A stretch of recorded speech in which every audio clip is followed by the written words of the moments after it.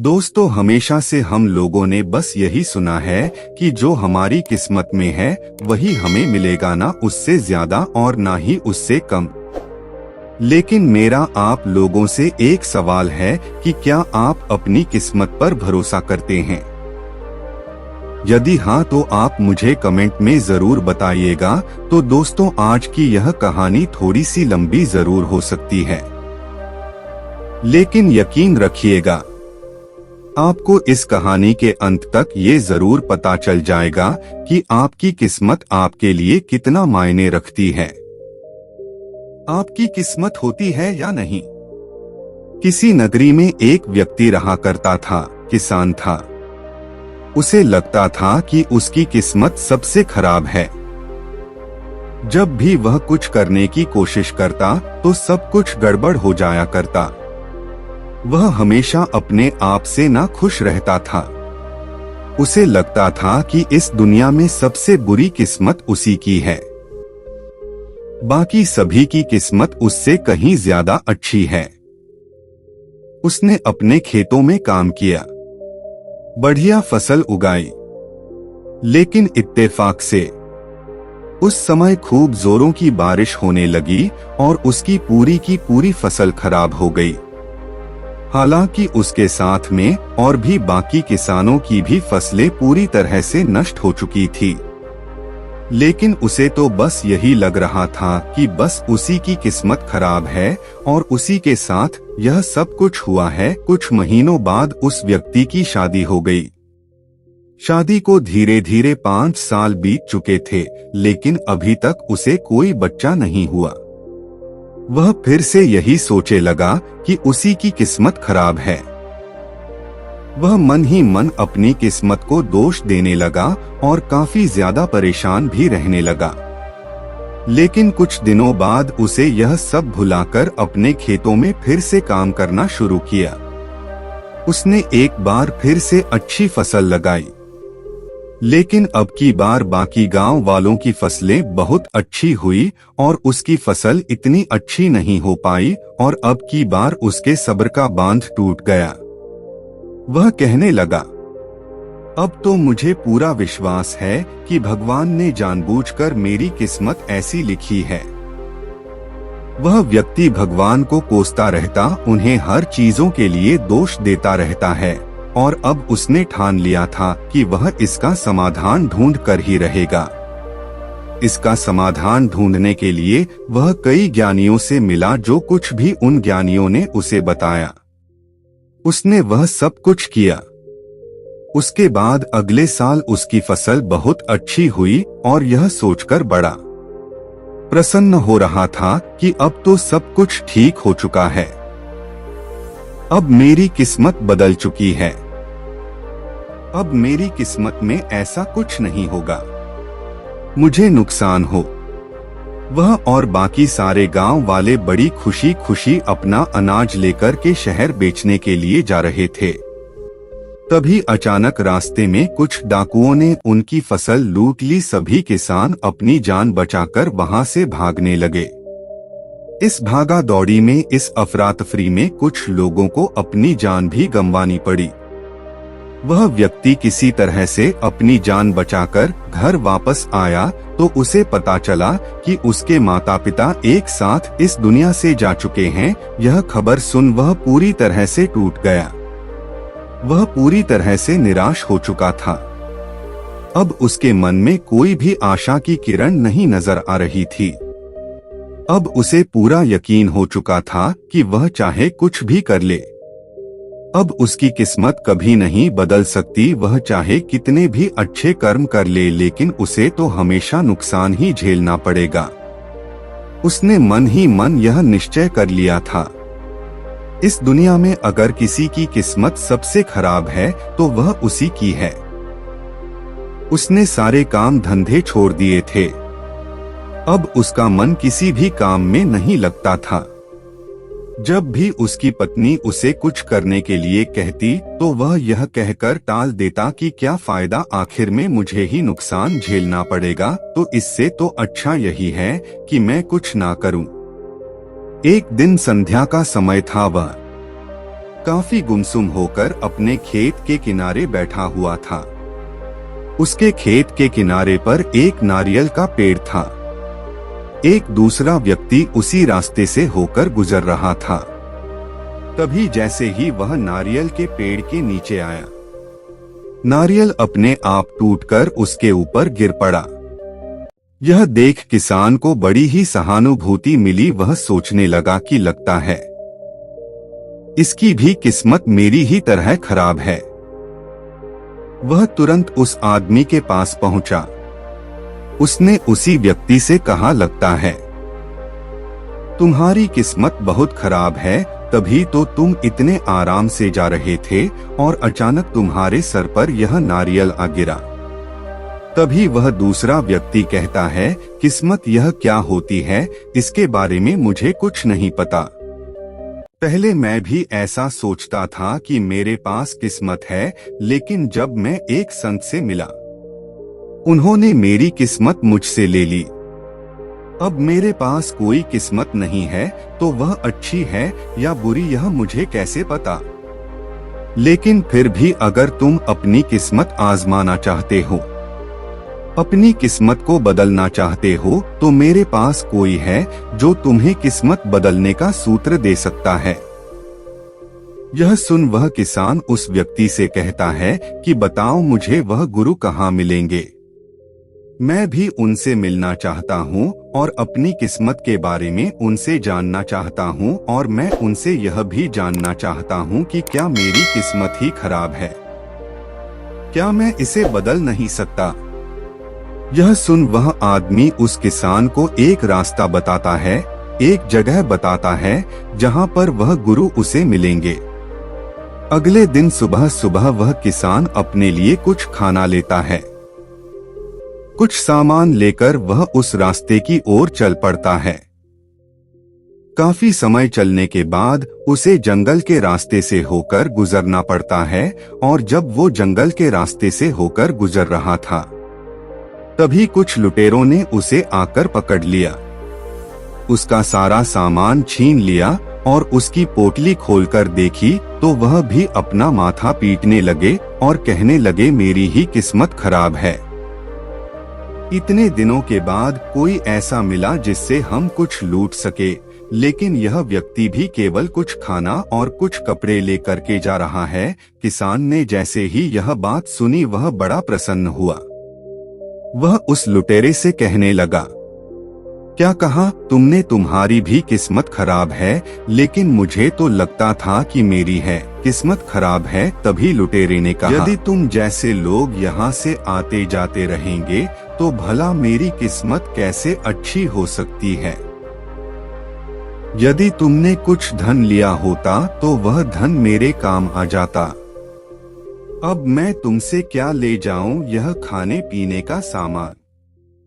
वह लुटेरा उस किसान को छोड़ देता है, लेकिन उससे खाने पीने का सामान लेकर चला जाता है। उन लुटेरों से छूटने के बाद वह किसान अपने रास्ते पर आगे बढ़ना शुरू कर देता है, लेकिन अब उसके पास कोई खाना पीना नहीं रह गया था और अब आगे चलकर उसे भूख भी लग गई थी। चलते चलते पूरा दिन भी बीत चुका था और अभी तक उसे खाने के लिए कुछ नहीं मिला था। थोड़ी दूर और आगे जाने के बाद उसे भिखारी दिखाई दिया। वह भिखारी कुछ खाना लेकर बैठा हुआ था। यह देख किसान के मुंह में पानी आ गया। वह उस भिखारी के पास पहुंचा और उससे कहने लगा कि क्या आप मुझे थोड़ा सा खाना दे सकते हैं। मैं खाना लेकर निकला था। कुछ लुटेरों ने मेरा खाना छीन लिया और अब मुझे बहुत जोरों की भूख लगी है और मेरे पास अब पैसे भी नहीं हैं कि मैं कुछ लेकर खा सकूं। यदि आप मुझे थोड़ा सा खाना दे दे तो आपकी बहुत कृपा होगी। इस पर भिखारी कहता है कि मैं सोच ही रहा था आज मुझे खाना खा पाऊंगा या नहीं, और देखो तुम आ टपके मैं एक भिखारी हूँ और मुझे रोज भीख मांगनी पड़ती है। भूख क्या होती है यह मुझे पता है, और भूख से तड़पना क्या होता है यह भी मुझे पता है। वैसे भी मैंने सुबह का नाश्ता किया था, यह खाना तुम ही ले लो और इसे खा लो। उस किसान ने खुशी खुशी उस भिखारी से खाना ले लिया और खाना खाकर उस भिखारी का धन्यवाद किया और अपने रास्ते पर आगे की ओर चल पड़ा। लेकिन मन ही मन वह अपने आप को कोस रहा था, अपनी किस्मत को दोष दे रहा था। वो कह रहा था कि आज मेरे कैसे दिन आ गए हैं कि मुझे एक भिखारी से भीख मांगकर खाना पड़ा। किसान जैसे जैसे आगे बढ़ता जा रहा था, उसके पेट भरने का अब कोई साधन नहीं बचा था। जहां वह भीख मांग सकता था, भीख मांग कर खाता था, और जहां कहीं पर भी उसे कोई काम मिल जाता था तो वह काम करके थोड़े से पैसे इकट्ठा करता और फिर उसे भोजन कर लिया करता था। इसी प्रकार उसे पूरे 12 दिन बीत चुके थे और 12 दिन की यात्रा करने के बाद आखिरकार वह उस आश्रम पर पहुंच ही गया जहां पर वह संत रहा करते थे। उसे देखा कि उस आश्रम से एक महान राजा बाहर आ रहा था। उसने आश्रम के एक सन्यासी से कहा कि यह कौन है। इस पर सन्यासी ने जवाब देते हुए कहा, यह इस राज्य के राजा है। इन्हें लगता है कि इनकी किस्मत बहुत खराब है, जिस कारण वह यहाँ पर आए थे। इस पर किसान मन ही मन यह सोचने लगा कि राजा के पास तो सब कुछ होता है, धन दौलत वैभव, फिर इन्हें ऐसी क्या कमी हो गई थी जिस कारण इनको ऐसा लग रहा है कि इनकी किस्मत खराब है। उसने उस सन्यासी से पूछा कि आखिर यह क्यों आए थे, इन्हें ऐसा क्यों लगता है कि इनकी किस्मत खराब है। तभी वह सन्यासी कहता है कि ये जब भी किसी युद्ध में लड़ने जाते हैं तो वहां से हार कर ही वापस आते हैं, और यही वह कारण है जिससे इन्हें लगता है कि इनकी किस्मत ही खराब है। तभी वह किसान कहता है कि किस्मत तो मेरी भी खराब है, इसलिए तो मैं इस आश्रम में आया हूँ ताकि मैं उन गुरुवर से मिल सकूं जो किस्मत बदलने का सूत्र देते हैं। किसान के मुख से यह बात सुनकर सन्यासी किसान से कहता है, क्या वाकई में तुम्हें लगता है तुम्हारी किस्मत खराब है? तुम इतने दिनों की यात्रा करके बस यहाँ पर इन गुरुवर से मिलने आए हो ताकि वह तुम्हें कोई ऐसा सूत्र दे दे जिससे तुम्हारी किस्मत बदल जाए। वह किसान कहता है, हाँ, मैं बिल्कुल इसीलिए आया हूँ। तभी वह सन्यासी कहता है कि यहाँ से उल्टे पांव लौट जाओ, क्योंकि यहाँ पर तुम्हें ऐसा कोई सूत्र नहीं मिलने वाला। तुमने यहाँ पर आकर अपना समय बर्बाद किया है, यहाँ से वापस चले जाओ। यह सुनते ही किसान की सारी आशाएं टूटकर बिखर गई। उसे लगा कि अब इस दुनिया में उसकी कोई मदद नहीं कर सकता, अब उसकी किस्मत कभी बदल नहीं सकती। इतना कठिन सफर तय करके वह यहाँ तक पहुँचा था, पर अब यहाँ पर आने का भी उसे कोई फायदा नहीं हुआ। उसे यकीन हो चुका था कि अब उसकी किस्मत कभी नहीं सुधरेगी। वह आश्रम के द्वार से वापस घर की ओर लौटने लगा। तभी उसके मन में अचानक एक बात सूझी। वह सोचने लगा कि भले ही मेरी किस्मत ना बदले, भले ही मेरे जीवन में कुछ भी अच्छा ना हो, अब मेरी किस्मत सुधरेगी या नहीं, यह तो मैं नहीं जानता। अपनी किस्मत को सुधारने के लिए मैंने बहुत भाग दौड़ भी कर ली है, तो आप जैसी भी मेरी किस्मत है वह मुझे स्वीकार है, लेकिन जब मैं यहाँ तक आ ही चुका हूँ, इतनी लंबी यात्रा मैंने तय ही कर ली है, तो क्यों ना मैं एक बार गुरुवर के दर्शन कर लेता हूँ। वह किसान सन्यासी के पास वापस लौटा और उनसे कहने लगा कि जब मैं इतनी दूर आ चुका हूँ जिसके लिए मैंने यह यात्रा शुरू की थी, उस यात्रा को मैं पूरा तो कर लूं, एक बार उन गुरुवर के दर्शन तो कर लूं। तभी वह सन्यासी मुस्कुराने लगा और कहा, हाँ हाँ क्यों नहीं, चलो चलो तुम अंदर चलो। वह सन्यासी उस किसान को आश्रम के अंदर ले गया। उस समय एक बड़ा सा वृक्ष लगा हुआ था। वह उस वृक्ष के नीचे जाकर बैठ गया और उस किसान से कहने लगा कि मैं ही इस आश्रम का गुरु हूँ। तुम्हें जो कुछ पूछना है, तुम्हें जो कुछ जानना है, तुम मुझसे पूछ सकते हो।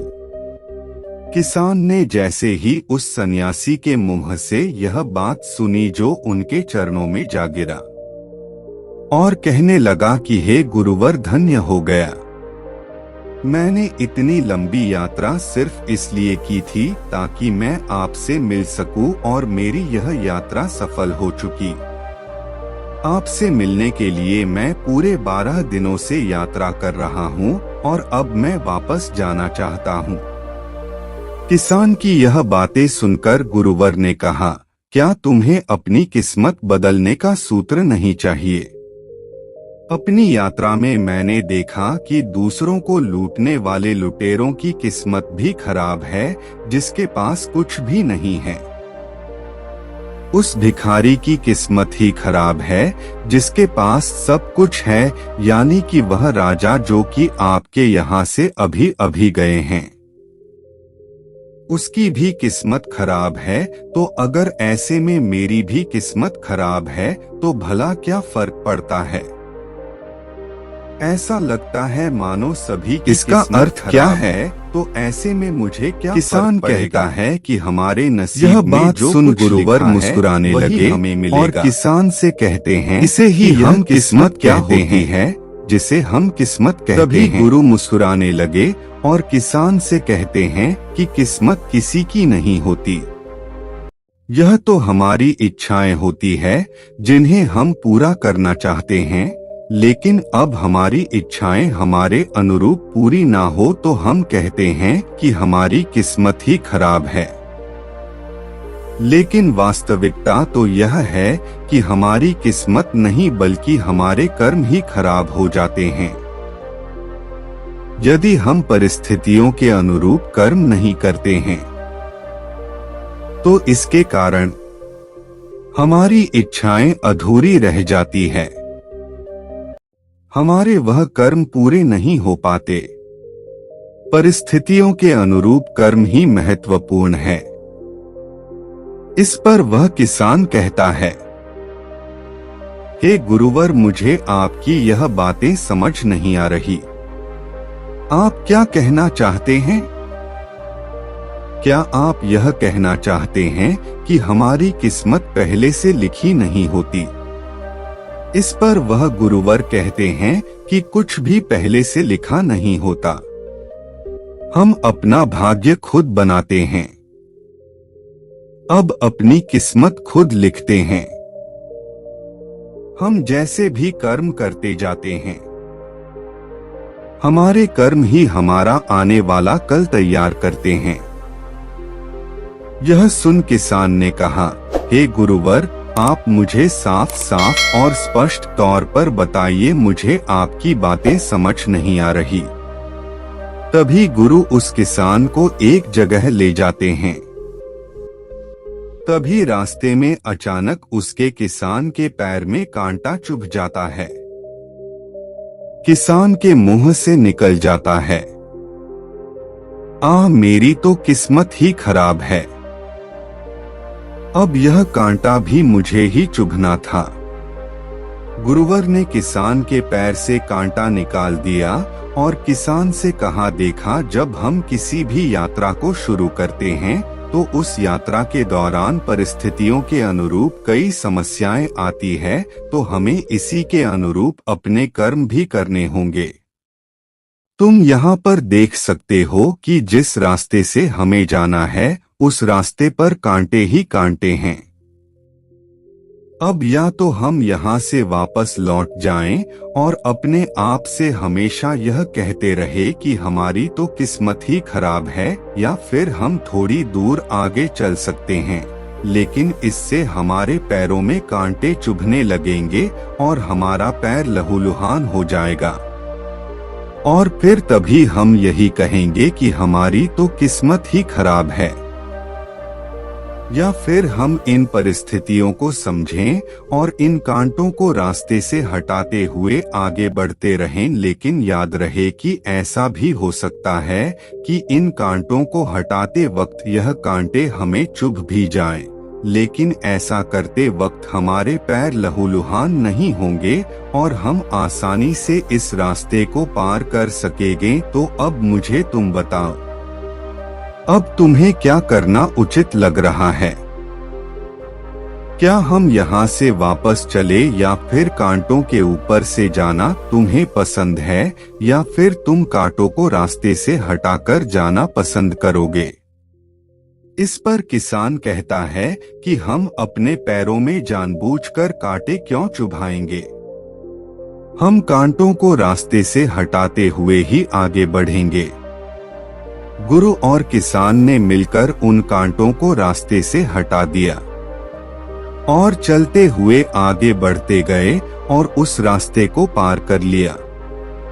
रास्ते को पार करते ही एक बड़ी नदी उनके सामने आ गई और उस नदी का पानी उफान पर था। तभी गुरुवर ने किसान से कहा, तुम्हें तैरना आता है? हमें इस नदी को पार करना है और हमें उस दूसरे किनारे पर पहुंचना है और हमें इस नदी को पार करना ही होगा। किसान कहता है, हे गुरुवर, मुझे तैरना नहीं आता। तभी गुरुवर ने कहा कि अब तुम यह कह सकते हो कि मेरी तो किस्मत ही खराब है। मेरे तो रास्ते में नदी आ गई और मुझे तैरना नहीं आता। अब ऐसे में या तो तुम तैरना सीख सकते हो और वापस आकर इस नदी को पार कर सकते हो, या फिर यदि तुम चाहो तो किसी नाव की व्यवस्था कर सकते हो और इस नदी को पार कर सकते। तो फिर तुम क्या करना चाहोगे? किसान ने कहा, हे गुरुवर, यदि मैं तैरना सीखूंगा तो उसमें मुझे बहुत वक्त लग जाएगा और यह नदी हमें अभी पार करनी है, इसलिए हमें नाव की व्यवस्था ही करनी होगी। तब वह गुरुवर और उस किसान ने कुछ बांस की डंडियों को इकट्ठा किया और उन डंडियों का इस्तेमाल करके उन्होंने एक नाव का निर्माण किया। नाव पर बैठकर नदी के दूसरे किनारे पर जा पहुंचे। जैसे ही वह गुरुवर और किसान उस नदी को पार कर लेते हैं, तभी किसान गुरुवर से कहता है, हे गुरुवर, क्या होता अगर बीच में ही बाढ़ आ गई होती? क्या होता हमारी नाव बीच में ही डूब गई होती तो हम दोनों डूब जाते हैं? तब क्या होता है? तब क्या हमारी किस्मत खराब नहीं होती? तब क्या हम यह नहीं कह सकते थे कि हमारी किस्मत खराब है? तभी गुरुवर ने उस किसान के इस सवाल का जवाब देते हुए कहा, बिल्कुल नहीं। जब तक हम जीवित हैं, जब तक हमारा यह जीवन है, तब तक कोशिश और प्रयास हमें करते रहना चाहिए। जीवन को बचाने का प्रयास जरूरी है, लेकिन जीवन कभी बचता नहीं। किसी का भी जीवन आज तक नहीं बचा है। अगर हम जिंदा रहते हुए भी जिंदा रहने का प्रयास करें तो हम कभी भी जीवन जी नहीं सकेंगे, और इस प्रकार का जीवन मुर्दों के समान जीवन जीना है। यदि तुम चाहते तो तुम नदी के किनारे पर ही रुक सकते थे और नाव डूबने का जो खतरा तुम्हें दिखाई पड़ रहा था, इसकी संभावनाएं भी खत्म हो जाती, या फिर नदी में बाढ़ आने की संभावना है, या फिर नदी में डूब जाने की संभावना है। यह सारी संभावना है वहीं पर खत्म हो जाती है। लेकिन तुम मुझे एक बात बताओ, यदि तुम नदी के किनारे बैठे रहते, तब क्या तुम जिंदा ही रहोगे? इसका कोई प्रमाण है? किसान ने कहा, हाँ गुरुवर, आप बिल्कुल ठीक कह रहे हैं। यदि मैं नदी के किनारे पर रुकने का निश्चय करता भी, तब भी इसके कोई प्रमाण नहीं थे कि मैं जिंदा ही रहता। मुझे आपकी बात समझ में आ गई है। गुरु ने किसान को आगे का रास्ता दिखाया और कुछ दूर आगे चलने के बाद किसान को एक बहुत बड़ा पहाड़ नजर आया, और वह पहाड़ इतना कटीला था, यदि किसान उस पर चढ़ाई करता तो मृत्यु निश्चित थी। गुरुवर ने किसान से कहा, तुम चाहो तो यहाँ से वापस जा सकते हो, यह मानकर कि तुम्हारी किस्मत खराब है, क्योंकि रास्ते में इतना बड़ा पहाड़ जो आ गया, तुम इस रास्ते को पार कर लेते। यदि यह पहाड़ बीच में ना आता और तुम अपनी मंजिल तक भी अवश्य पहुंच जाते हैं। सभी किसान उन गुरुवर से कहता है, हे गुरुवर, इस पहाड़ के दूसरी तरफ ऐसी कोई मंजिल नहीं है जिसे मैं पाना चाहता हूँ, और जो कुछ मुझे सीखना था, जो मंत्र मुझे चाहिए था, वह आपने मुझे दे दिया। मैं यह समझ चुका हूँ कि किस्मत का रोना हम अपनी कमियों के कारण अपनी कमियों को छुपाने के लिए करते हैं।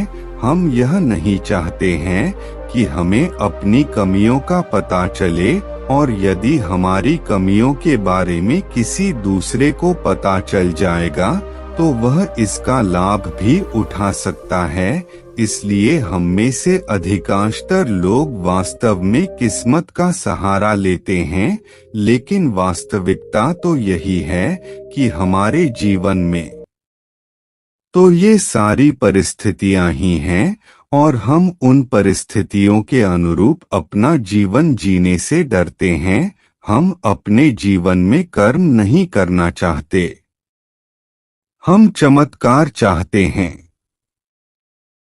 हमें कोई भी कर्म ना करना पड़े और हमारी सारी इच्छाएं पूरी हो जाएं। हम जो कुछ भी चाहते हैं वह सब हमें मिल जाए। हम ऐसा ही चाहते हैं, इसलिए हम चमत्कारों की ओर भागते हैं। हम भाग्य बदलने का सूत्र ढूंढते हैं, जबकि वास्तविकता यही है। किसी का भी भाग्य स्थिर नहीं है। हम जैसे कर्म करते हैं वैसा ही हमारा भाग्य बनता है, और हमारे कर्म के अनुसार ही हमारा भाग्य बदलत रहता है। लेकिन हम में से अधिकांश लोग किस्मत का खेल मान लेते हैं और पहले से जो लिखा हुआ है उसे ही स्वीकार कर लेते हैं। लेकिन अब से मेरा कोई भाग्य नहीं है, मेरी कोई किस्मत नहीं है। मेरे सामने जो भी परिस्थितियां हैं और जो भी कर्म है, उनके अनुरूप ही मुझे कर्म करने होंगे। उनके अनुरूप की मुझे चलना चाहिए। मंजिल तक पहुंचने के लिए कांटों से भरा रास्ता हो या फिर उफनाती हुई नदी या फिर एक बड़ा पहाड़, अपनी मंजिल तक पहुंचने के लिए हमें इन्हें पार करना ही होगा। आखिर में वह किसान गुरुवर से कहता है, हे गुरुवर, यदि मैं इस पहाड़ पर चढ़ जाता तो मुझे क्या मिलता? गुरु ने कहा, वही जो सबको मिलता है। रास्ते मायने नहीं रखते, मंजिल मायने नहीं रखती, बल्कि इनका निचोड़ ही तुम्हारी मंजिल होती है। रास्तों का ज्ञान तुम्हारा विज्ञान बन जाता है और रास्ते ही हमें सिखाते हैं हमें अपने जीवन में किस तरह से आगे बढ़ते रहना चाहिए, क्योंकि बिना रास्तों के कोई मंजिल नहीं होती। और जब मंजिल मिल जाती है तब वह बिना रास्तों की अधूरी होती है। इसलिए किस्मत पर छोड़कर अपने कर्मों से भागिए मत, बल्कि अपने कर्मों को करते जाइए, क्योंकि यही वह कर्म है जो आपको आपकी मंजिल तक पहुंचाने में मदद करेंगे। इसलिए दोस्तों, भाग्य के भरोसे मत बैठिए। अपने कर्मों को नियमित तौर पर करते जाइए। अपने कर्मों पर विश्वास कीजिए। अपने कर्मों से अपना भाग्य खुद लिखिए। उम्मीद है कि आपको आज की यह वीडियो जरूर पसंद आई होगी, तो वीडियो को लाइक और अपने दोस्तों के साथ शेयर जरूर कीजिएगा और हमें ऐसे ही सपोर्ट करने के लिए चैनल को सब्सक्राइब और घंटी बटन को भी जरूर दबा दीजिएगा। चलिए मिलते हैं ऐसी ही एक और वीडियो में, तब तक के लिए अपना ख्याल रखें। धन्यवाद।